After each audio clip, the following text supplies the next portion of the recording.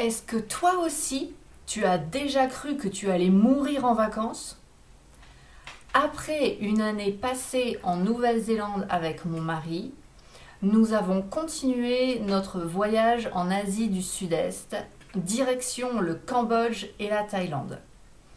Dans cette vidéo, je vais te raconter notre arrivée en Asie, notre premier choc culturel et surtout une expérience en Thaïlande où j'ai vraiment cru que j'allais mourir. Et comme d'habitude, tu peux retrouver la transcription dans la description si tu veux relire ou apprendre le vocabulaire tranquillement.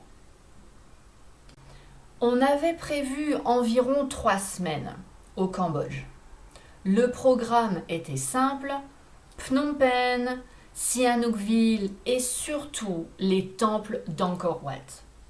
C'était un rêve pour moi depuis longtemps. Je les avais découverts dans un documentaire et j'avais toujours imaginé ce moment comme quelque chose de presque irréel. Mais dès notre arrivée à l'aéroport, quelque chose me choque immédiatement. Beaucoup de personnes portaient des masques. Et je te parle d'une époque avant le Covid. Sur le moment, je panique un peu. Je me dis, tout le monde est malade ici ou quoi? Et ensuite, deuxième choc. Dès qu'on sort de l'aéroport, c'est le chaos. Des chauffeurs de tuk-tuk, de taxis, de scooters partout. Ils viennent vers nous, ils prennent nos sacs, ils essayent de nous embarquer directement avec eux. Je n'avais jamais vu ça. Mais le vrai choc arrive juste après, au moment de traverser la rue. On a fait ce que font tous les Européens, on a attendu que les voitures s'arrêtent.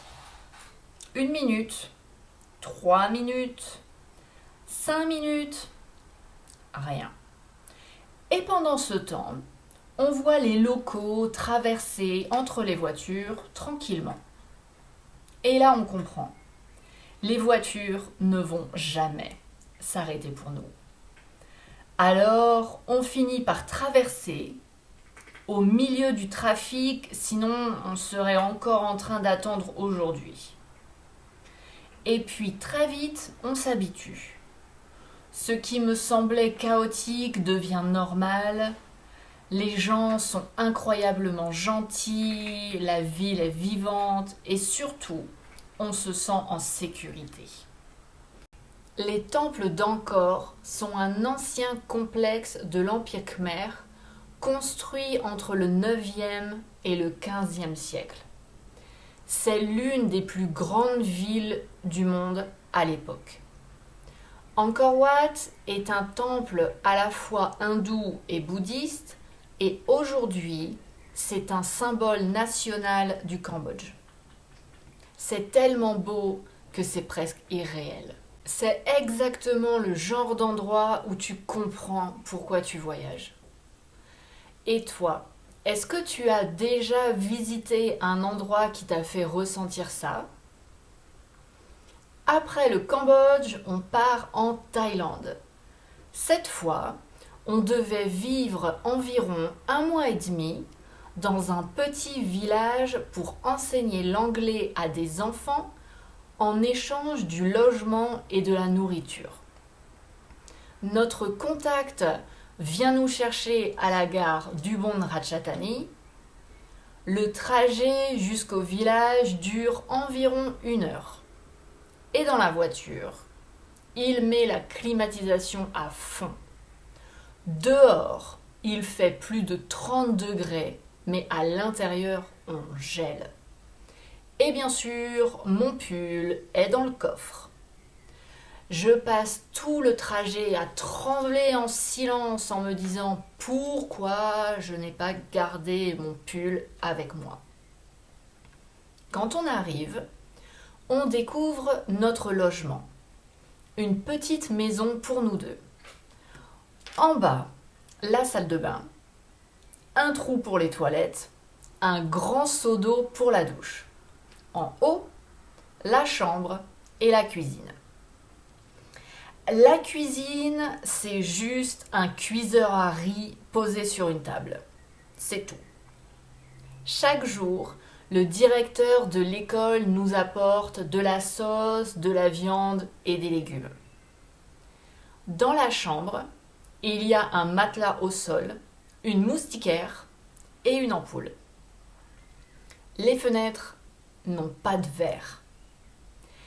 Et la première nuit, on comprend très vite une chose. Si on laisse la lumière allumée, tous les insectes entrent, même avec la moustiquaire. Et ils me dévorent tous. Je trouvais ça super, c'était authentique et les enfants qui jouaient autour de l'école étaient adorables. Mais 2 jours après notre arrivée, je suis tombée malade. Fièvre, frissons, sensation de brûler et de geler en même temps. Ma peau était brûlante. Et très vite, j'ai eu une seule pensée, je vais crever. Je téléphone à mes parents, je suis paniquée et je leur demande d'appeler l'assurance. Je demande pour qu'un hélicoptère vienne me chercher. À ce moment-là, je pense que je ne vais pas survivre. Je demande à mes parents pour que Lucas soit rapatrié avec moi. Mon père me dit que ça sera difficile parce qu'il n'est que mon copain.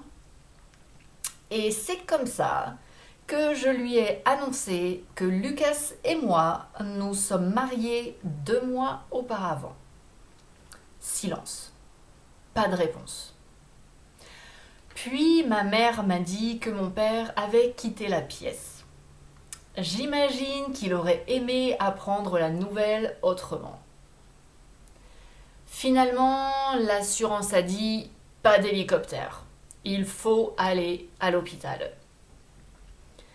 Je suis la seule étrangère, tout le monde me regarde, le médecin parle très peu anglais.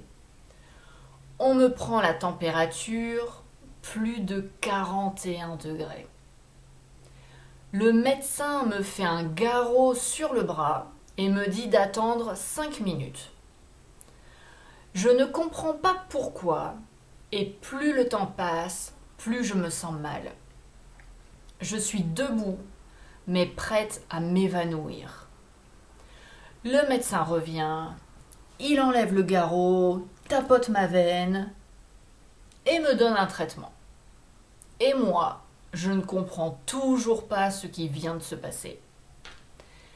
Si quelqu'un ici est médecin, dis-moi en commentaire ce que ça voulait dire, parce que moi, je n'ai jamais compris. Après ça, on a dû quitter le village pour que je puisse récupérer. J'ai beaucoup regretté d'être tombée malade. Les conditions de vie étaient spartiates, mais le directeur et les enfants étaient très gentils. Dis-moi en commentaire, est-ce que tu es déjà tombé malade en vacances ? Dans la prochaine vidéo, je vais te raconter la suite de notre voyage. Nous sommes allés au Canada et là aussi, nous avons vécu de drôles d'aventures. À bientôt!